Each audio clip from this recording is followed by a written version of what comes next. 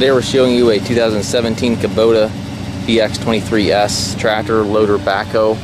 Tractor has just over 200 hours on it. It's in really nice shape. It does have the Kubota backhoe that goes with it. It does have the mid PTO, so a belly mower can be added. Currently does not have a belly mower. We do also not have a belly mower in stock.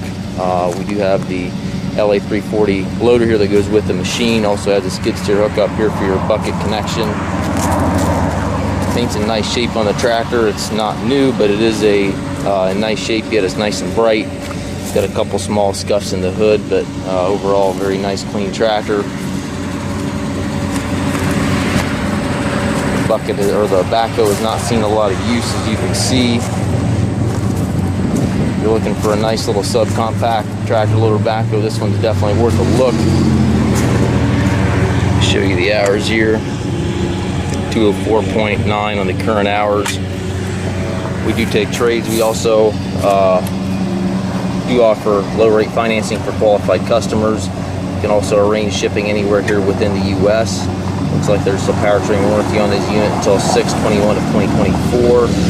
Very nice clean tractor. If you have questions, please contact us or visit us on the web.